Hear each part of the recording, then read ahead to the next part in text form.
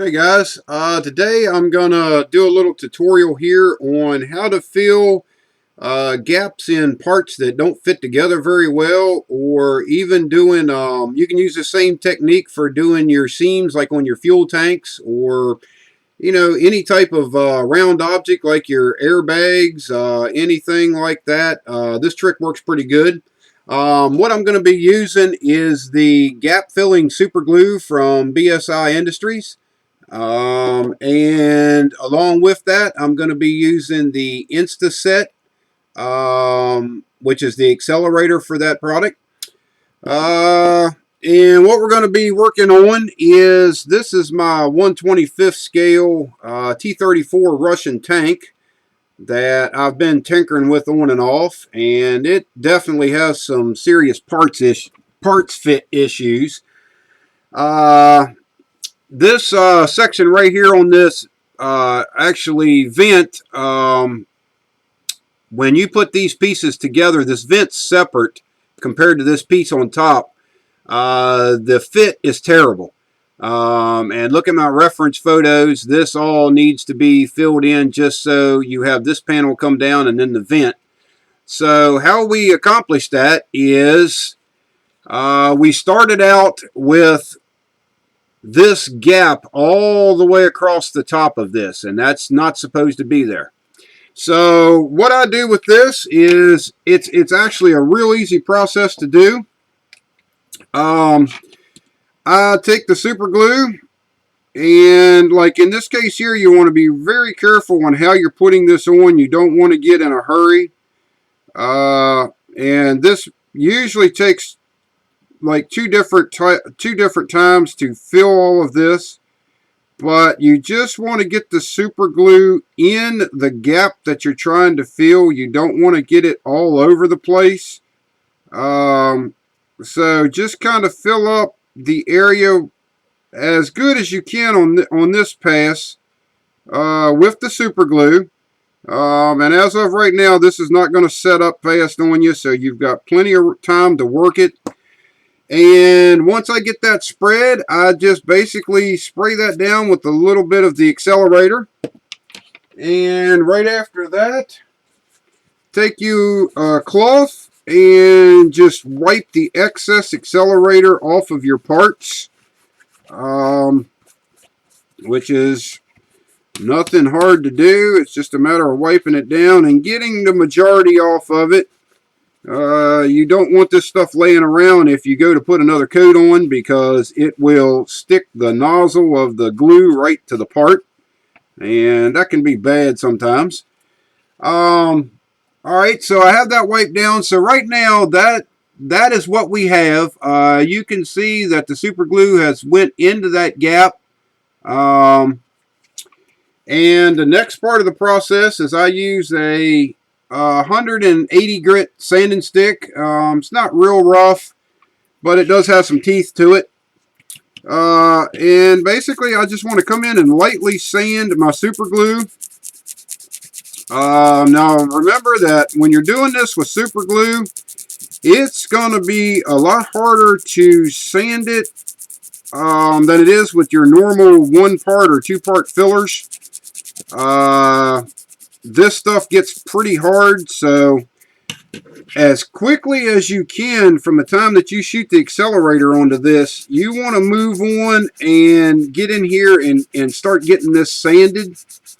Because if you don't, this stuff is like rock hard, and it will take a while to get it all sanded down where you want it. So try to get the accelerator on and then start sanding on it right after that. Don't set this over to the side and say, well, I'll come back and sand it later, because it's just going to create a lot more work for you. And, we want to get these things together. We don't want to sit here waiting on something to dry forever. And I know that I don't have time, because I got shows to go to, and a lot of these builds have to be done at a certain date. So the quicker I can get something accomplished, the better it works for me. So I've got that sanded down with my sanding stick. Now I'll hold it up here and let you see it. That you still see a little bit of where it looks like a gap. In all reality, that is not. That is the transparency of the super glue. This does have a couple low spots in it, so I'm going to go back over it here in just a couple little areas. I'm going to put another coat of super glue on. In fact, while I'm doing it, I'll go ahead and drag the whole seam again just to make sure I've got it filled in where I want it. And same procedure, we're going to hit it with a little spray of the accelerator. Just wipe it off again. And back to the same thing. Just want to run your sanding stick across this and get it all flattened out.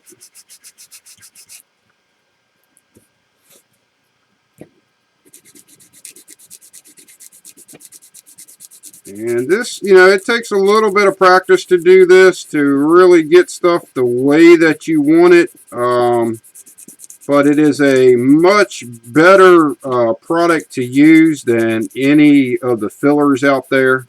The fillers, they're either going to shrink on you or they're going to take forever to dry. And this technique is pretty much, once you're done with this, once you're done sanding it down, you are good to go. You can go ahead and do assembly, or you can do paint work right over this. It's just a very quick way of doing something that needs to be done on every model that we work on. I've almost got this sanded down here. As you can see, it takes a little bit to sand this stuff. With this 180 grit, I mean, it's still taking a little while to cut through this and to get it flattened down. But just take your time on that and get that all worked out.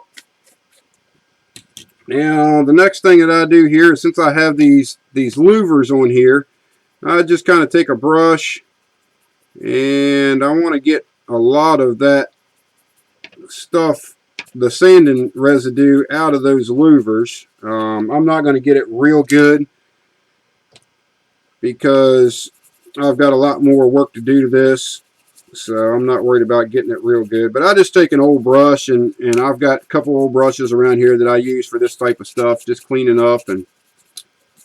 And so that's where we're at now. I'll show it to you here up close again. That's where we're at. And in the louvers, that's just sand and dust. That's not super glue itself. And what I'm doing on this one is I'm using a little bit of field gray. It's an acrylic from Tamaya, which is a close. It's pretty close to matching the surface color of the plastic. It's not perfect, but it also kind of gives me a little bit of a contrast so I can see what's going on.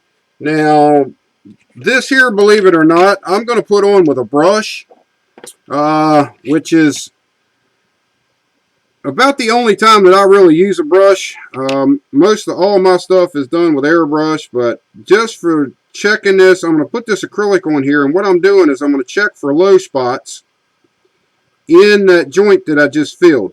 So I'm just brushing on just a little bit right around where we put the super glue on and we sanded it down. Nothing real heavy. And once that dries, you will be able to look at it and see if there's any low spots in it. If it is a low spot left, same procedure, go back in with your super glue. People will say that super glue will not stick to paint. If you've got a little low spot in this seam that you're working on, you can put a spot of super glue on it, hit it with the accelerator, and sand it, and it's going to stay in place.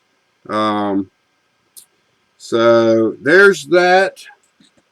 We've got a little bit of paint on it. And like I say, the only thing that I'm doing with that is just so that I can see where my high and low spots are. So there's what it looks like with a little coat of paint on it. And of course you can see the brush strokes in it now because it's wet. But if I turn this around, there's the same paint on the same part. And you can see that that gap is no longer there. Same thing in this side.